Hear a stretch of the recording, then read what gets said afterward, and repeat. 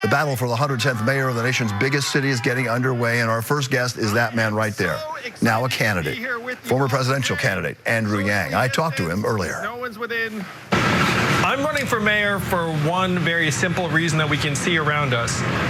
This city is in crisis, and I believe I can help. I believe we need to be the fastest city to come back from COVID, and we also need to address some of the economic inequities that have been in the city for years and years that now are unfortunately growing because of the pandemic. You know, Mayor de Blasio, almost 8 years ago, 7.5 years ago, ran for mayor of New York on that very platform. A tale of two cities, income inequality. And I think it's safe to say that it's worse than it was when he ran on that platform to fix it. How would you fix it? The crisis is much, much worse today, and I'm a numbers guy. I think you probably know that. It's not just the over 25,000 New Yorkers that have died, but it's the over 300,000 jobs that disappeared because they used to be supported by tourists who have not been coming to New York City. So the inequities have just been made exponentially worse over the last number of months. And so we're in an emergency. We need to do everything we can to address the homelessness crisis in real time. We have to get more resources into the hands of people to keep them in their homes, because the last thing you need at this point is folks being evicted. But this isn't all hands on deck situation. If we can get through this crisis in the right way, we're going to be investing much more in people that have been forgotten for a long time now.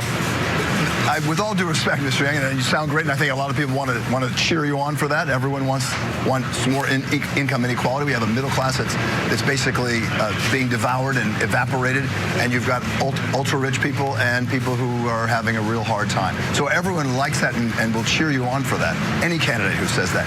But how do you do that? You don't have control over it. You don't have control over the coronavirus. You have to fight it if you're mayor, obviously. They've been doing that. But what happens? How do you do it? You're not going to create jobs. How's that going to happen? You don't control the federal purse strings of that, and we know that the current administration, which will be the former administration as of next week, has not done anything about that to help New York City. Well, first, I'm so proud to have played a role in flipping the Senate, so we should be able to get some aid from D.C. to both the state and city to reinvest in the city and help get us in a better direction. But you're completely right about the fact that a lot of mayors have approached this problem, and that was before our budget was shredded, frankly, by what's happening with the coronavirus. So we're going to have to do more with less for a little while, but we still have vast resources that we can activate to help people. And I think that's why someone like me who's an entrepreneur can really help speed up our recovery from COVID. And I'll give you this really powerful example, Bill. Right now, we're waiting for a vaccine. The question I have for people watching this is, when are you going to feel comfortable going to a Broadway show? Is it when vaccinations are at 30%, 40%? We need real leadership, and the way to make you confident that you can go to that Broadway show in New York City is if you can verify your vaccination just by taking out your smartphone and saying, ding, like you were vaccinated 2 months ago. Then you can go into that theater and take your mask off. We can't just wait for this recovery. We have to lead it. And you need an entrepreneur like me who's actually going to get that app on your phone so you can go to the show, the concert, the restaurant, the bar, and get together with confidence. Without that confidence, New York City will be in the doldrums for months and years.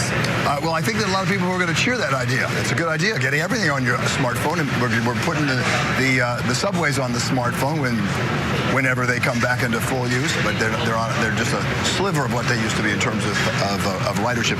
Let me talk to you about a little more about what you're going to do in terms of income inequality. One of your proposals is to give up to $5,000 to 500,000 or so New York City residents to help them through tough times. You know, in a city like this where the average rent is for a one-bedroom apartment about $2,900 a month, which is the lowest it's been since 2011. So you're talking about maybe a month and a half or 2 months of rent. How's that going to work on the long run? And how will you afford that when we already have a budget that is billions of dollars in the red? I was is just in the Bronx. A lot of the rents there are a lot lower than the average. I mean, like average means there are 50% apartments that are less than that. And I also talked to someone today whose phone got turned off because they didn't have $60 to pay that bill. And you can imagine that happening to someone, how that would throw you into a spiral.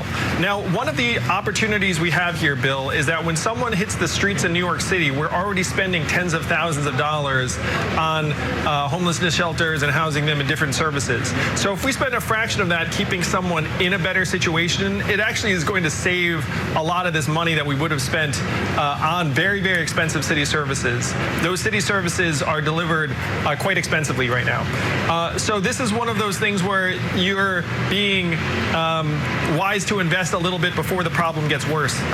How are you going to get the money? Where's that going to come from if we're already hurting? You know that hundreds of thousands of New Yorkers have at least temporarily left because of COVID. You moved to your weekend house during COVID. A lot of families did that. I'm not passing judgment on that because a lot of families did. And what the problem with the judgment is that we are hurting from the absence of people with money who have gone outside, who are going to be paying less taxes if they're not living here 6 months of the year.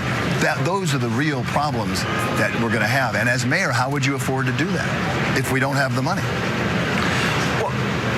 What we have to do is we have to give people reasons to be here in New York City, whether that's safely reopening schools, reopening all of the cultural attractions that we all love. And I could not agree with you more that we're going to need a lot of people from different means to be in New York City helping us pay for the things that we're going to need. But I'm going to say a few things about the budget and the rest of it. I have a few plans in terms of how the city can activate new revenues.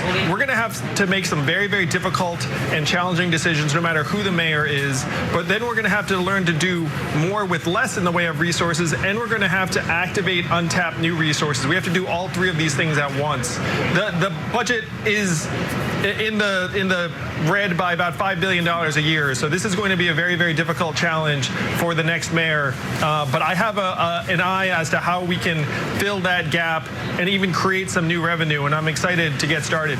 What are some of the new and innovative ideas you might have? Give me one of them for how to get more money.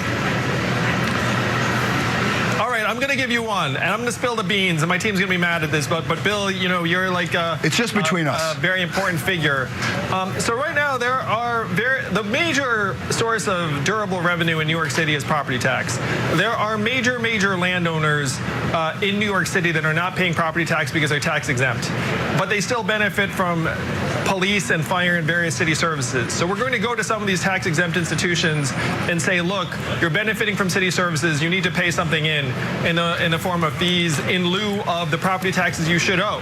And I'll give you an example. I was just at Columbia University. When Columbia University buys a new apartment building and moves some people into it, that apartment building becomes tax exempt, and then the city starts getting no property tax revenue from it. Does that make sense to everyone? So they should still be paying something into the system, and that amount of potential revenue is actually really, really significant. Depending upon how you scale it up, it would be hundreds of millions of dollars minimum. I think that the cheers you hear will be from a lot of ordinary New Yorkers, hardworking New Yorkers who think that some of the big landlords don't do that. And in fact, when we see, there's so many businesses, as you know, Mr. Yang, that are just shut down because of the pandemic. But it was happening before the pandemic, and they couldn't afford the rents. And landlords were getting deductions for property taxes, even though they were shutting down these buildings. And there was a lot of calls for reforming that. Would you support that? We do need to make sense of an irrational system, Bill. But I will tell you one story that I think is an emblem of what we need to do more of. I was in a cafe. The cafe was fairly empty. But the cafe owner said to me something that really stuck with me. He said, my landlord is essentially forgiving my rent until my business is back to 70% of normal. And so think about that. Like that cafe is open because the landlord is trying to work with them. We have to bring more landlords to the table and say to them, look, if your tenant goes out of business, you're not going to get a new tenant. You make zero. You know what I mean? Like you'd rather work with this tenant and have a shot at keeping your property functioning and vibrant than let this tenant walk. The problem right now is that a lot of these small business owners are walking away, and the landlord sometimes doesn't have a choice, but sometimes they can do something about it. So we need to try and bring those landlords to the table one by one to open thousands of small businesses that right now are shutting down. I think that you're hearing cheers again. I think that there are rational, smart landlords who say that some revenue is better than zero revenue. You have taken some shots already. If I can just read a few things, there was a interesting piece, as you saw in the Times this last week, about you sort of analyzing: are you ready for to become mayor of New York? Are you ready for the politics of New York City? And there's a couple of things that struck me, but one thing is in particular, you have never voted in a New York City mayoral election. Why not? How do you explain that? And what are you going to say to people who are going to ask that very question?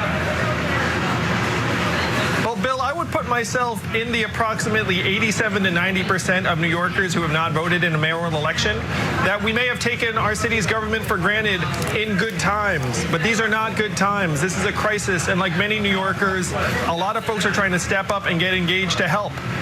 So that's what I am doing, and I hope many New Yorkers will join me. If more New Yorkers who voted for Joe Biden actually vote in this mayoral election, then we can actually start turning the city around instead of entrusting it to some of the bureaucrats that have been failing this city for years. I know that your aides are giving you the rap sign, but I do have one more question. Since you ran for president and you wanted to be where Joe Biden is going to be this coming Wednesday, tell me your take on the impeachment of President Trump for the second time and what's going to happen in the U.S. Senate with the trial. I'm so glad that the House voted to impeach Donald Trump. I mean, inciting violence in the Capitol in the way it was horrific. It's a nightmare. This national nightmare is thankfully ending.